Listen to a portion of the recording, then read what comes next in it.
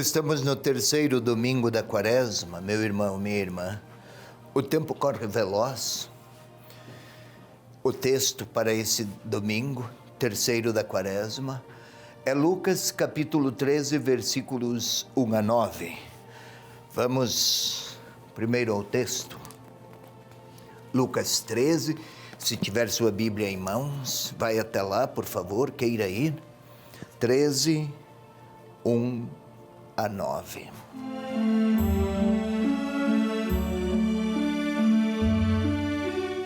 Neste momento, vieram algumas pessoas que lhe contaram o que acontecera com os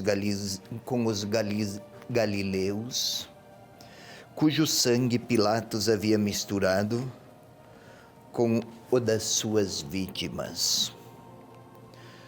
Tomando a palavra, ele disse: acreditais que, por terem sofrido tal sorte, estes galileus eram mais pecadores do que todos os outros galileus?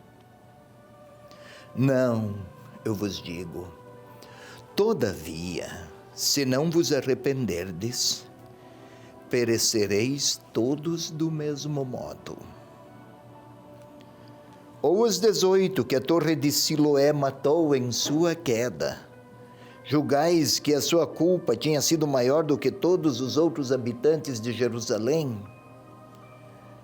Não, eu vos digo, mas se não vos arrependerdes, perecereis todos de modo semelhante. Contou ainda esta parábola. Um homem tinha uma figueira plantada em meio à sua vinha. Veio a ela para procurar frutos, mas não encontrou. Então disse ao vinhateiro: há 3 anos que venho buscar frutos nesta figueira e não encontro. Corta, porque há de tornar a terra infrutífera. Ele, porém, respondeu: Senhor, deixa ainda este ano, para que cave ao redor e coloque adubo. Depois, talvez, dê frutos. Caso contrário, tu a cortarás. É esta a palavra breve até para esse terceiro domingo da Páscoa, Lucas 13, 1 a 9.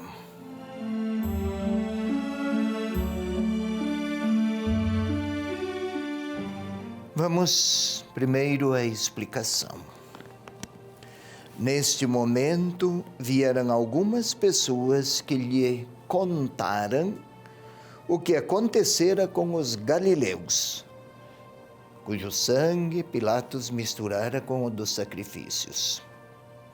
Neste momento, que momento?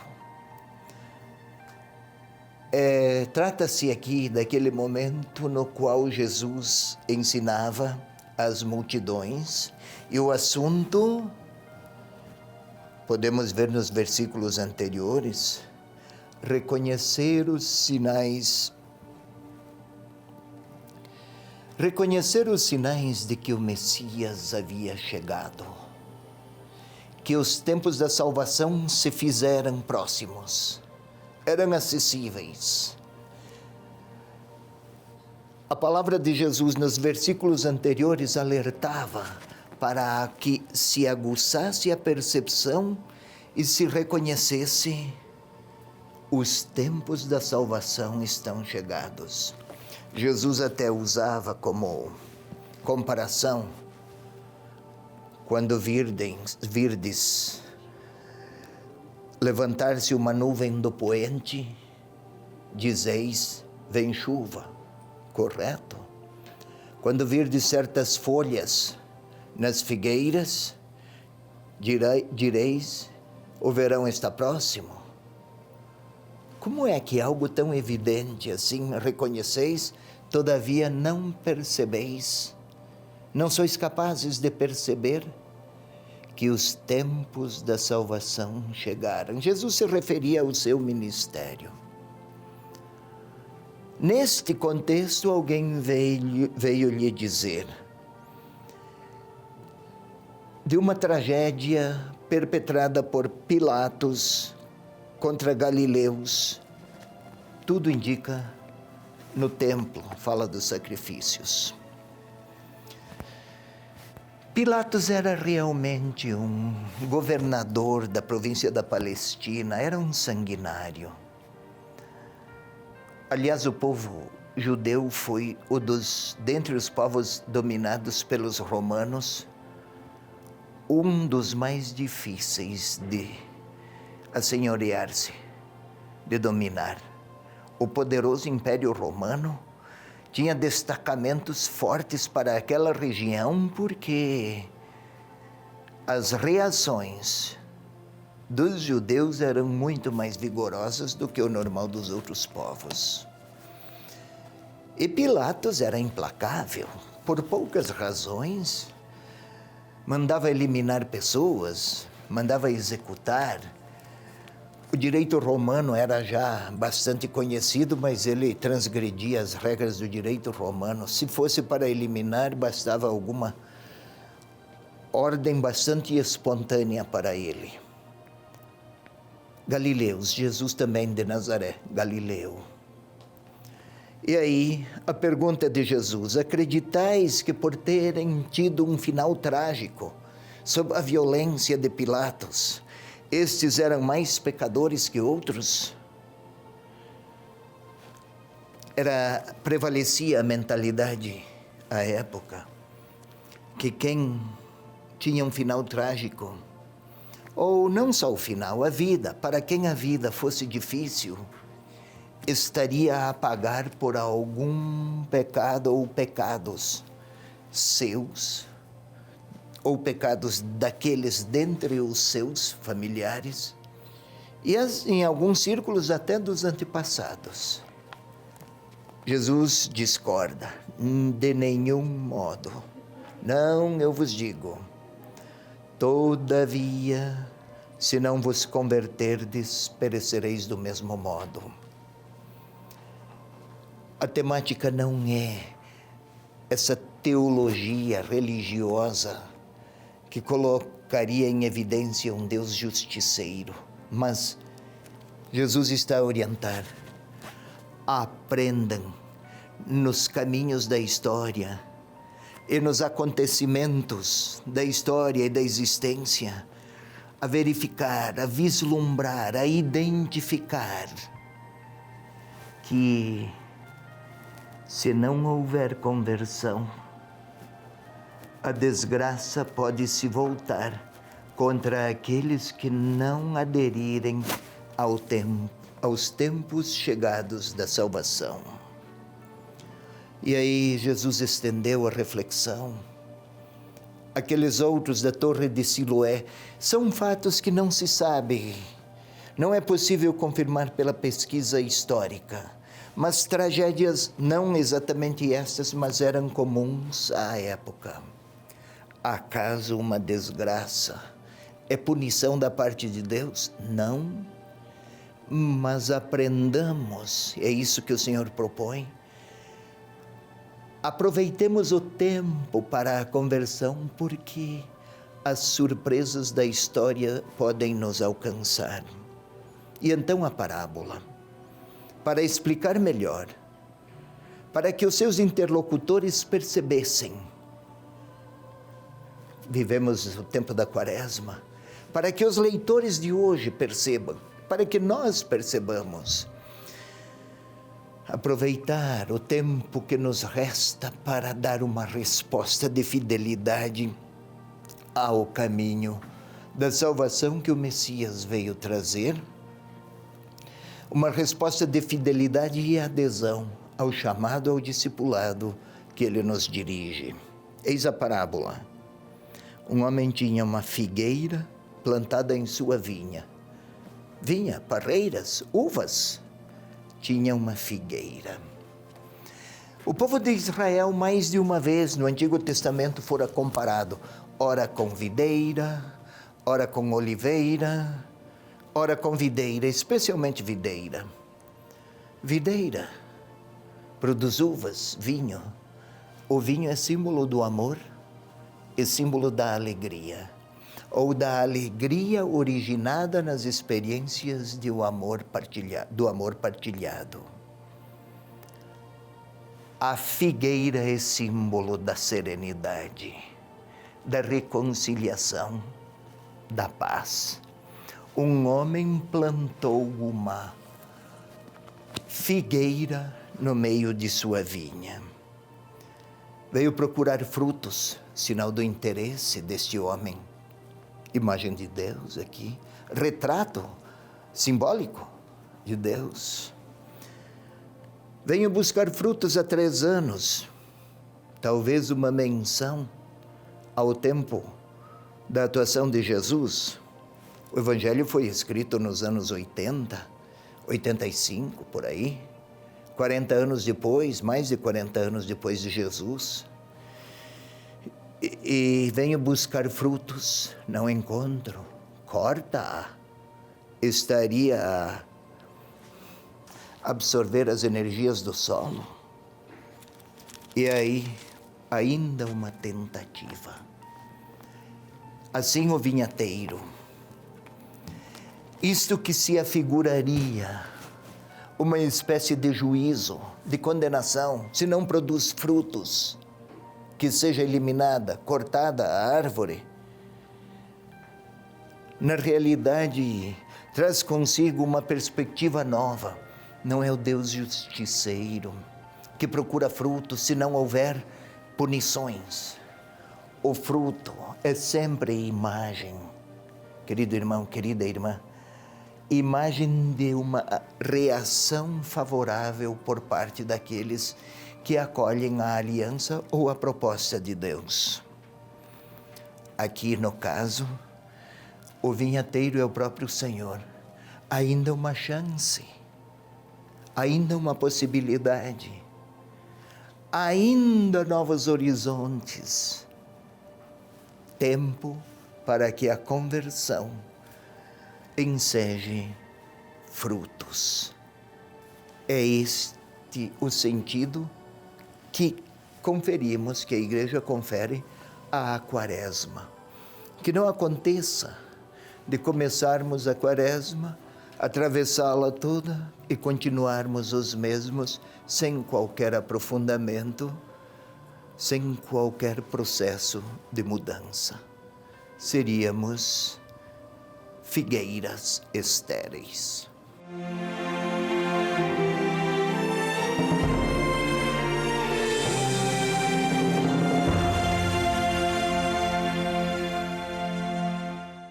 A TV Evangelizar também está no YouTube. Segue a gente por lá.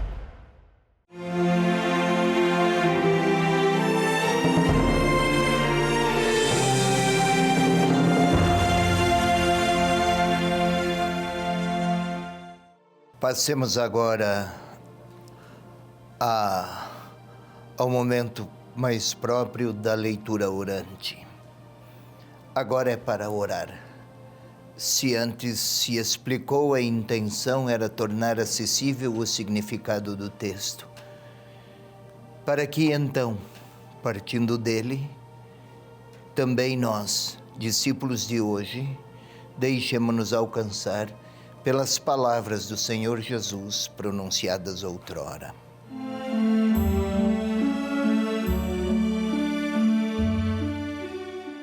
Como sempre, o passo primeiro é a pacificação interior. Vamos lá, querido irmão, querida irmã, para que nossas palavras, as que pronunciarmos, mas as que ao ouvirmos, as do Senhor, encontrem receptividade em nossa interioridade, é preciso que pacifiquemo-nos. Queira fechar os olhos, pois. Posicione-se de um modo a favorecer o recolhimento. Respiremos, eu e você aí, eu aqui. Conservando os olhos fechados, tentemos concentrar a nossa capacidade de percepção. Vamos sentir os nossos olhos sem tocar neles. Começa a parte exterior, tão lindos que são os olhos humanos. Todo este globo ocular, vamos tentar senti-lo. Desde os olhos, o nervo óptico que vai até o cérebro, eis como somos. Vamos tentar sentir tudo isso. Talvez nunca tenhamos feito. Requer concentração. Tente sentir. Podemos fazer o mesmo com o ouvido.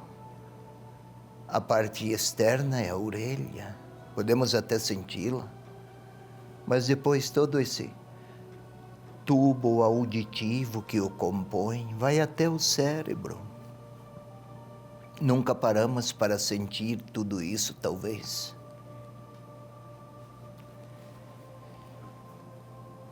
Tentemos sentir o coração a pulsar no nosso peito. Sem concentração não o sentiremos.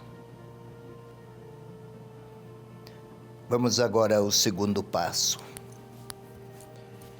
Vamos rezar ao Espírito de Deus para que venha participar dessa nossa oração.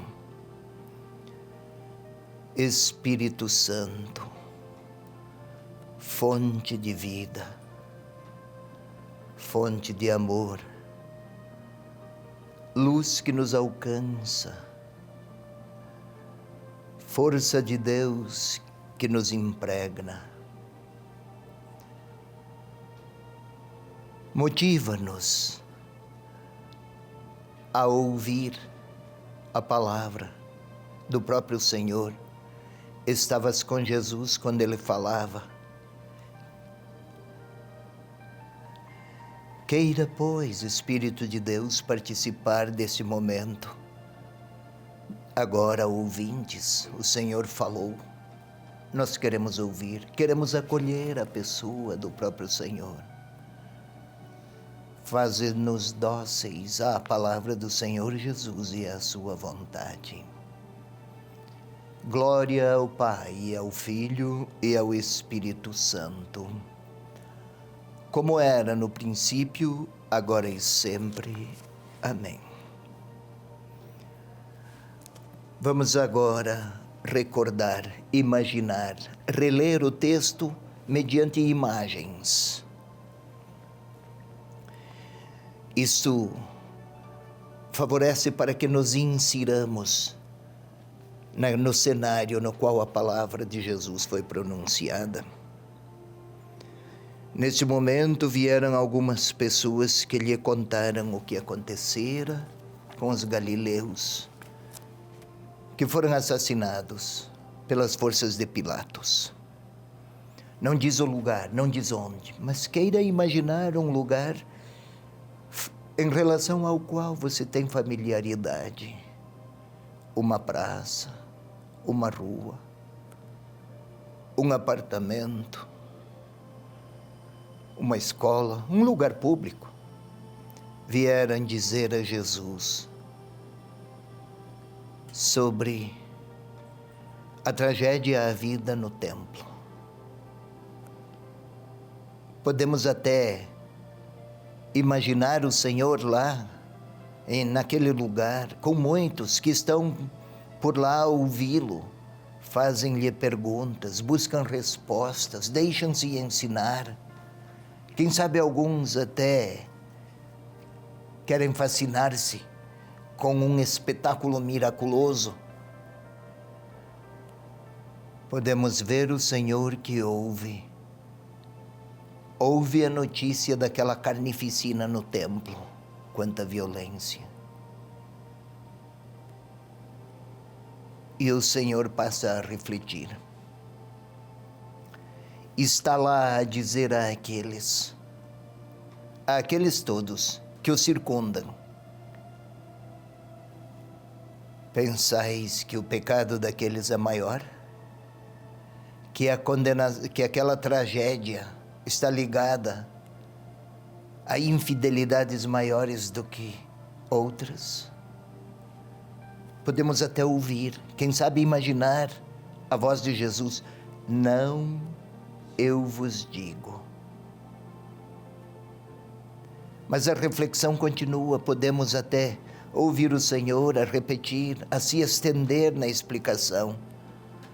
Mas se não vos converterdes, tereis um fim semelhante. Se faltar conversão, o destino dos discípulos pode ser ilustrado pela tragédia à vida com aqueles galileus. Vale aqui a atenção aguçá-la. O Senhor enfatiza 2 vezes. Ou então aqueles que na torre de Siloé foram tragicamente ceifados em suas vidas com um incidente, uma pedra que rolara, que caíra, que ferira, que matara. Jesus toma 2 exemplos. Quer reforçar a urgência que é o tempo da conversão. Podemos imaginar. E então ele se põe a contar a parábola. Um homem plantara uma figueira, cultivara, fertilizara o solo e nada produz. Quem continuaria a mantê-la? Podemos ver o próprio Senhor, os seus gestos, tentar imaginá-lo a gesticular. E continua a explicação. Mas agora podemos, em um novo passo, nós colocar-nos lá, naquele cenário. É como se fôssemos contar ao Senhor de tragédias que conhecemos, daquelas vítimas inocentes na Ucrânia, daquelas mortes trágicas provocadas pela maldade humana. Podemos pensar nos assassinatos, no inferno que virou a vida de algumas famílias desempregadas, divisões, quantas lágrimas. Acaso o Senhor quer castigá-los? E o Senhor Jesus olha para nós e diz: não.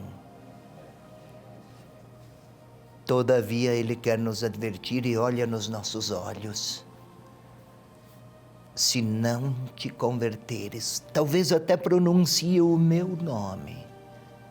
Posso ouvi-lo, vê-lo e ouvi-lo. Vê-lo com seus olhos penetrantes e sua voz suave mas firme a dizer: se não te converteres, seu futuro também poderia estar assinalado pela tragédia. Talvez até o Senhor olhe para mim e pergunte: onde vais passar a eternidade? Onde vais passar a eternidade? E o Senhor continua a repetir e conta para mim a parábola do homem que cultivou, para dizer que a minha história e a minha existência é preciosa, como aquela figueira. O cultivador plantou, cultivou-a, fertilizou a árvore, cuidou, interessou-se por ela e está a procurar frutos. Talvez o Senhor queira perguntar a mim que frutos tenho a oferecer de conversão. Agora é a hora de eu falar a Ele. É o momento para que eu lhe diga: do que preciso para converter-me nesse tempo de Quaresma. É o momento da minha oração.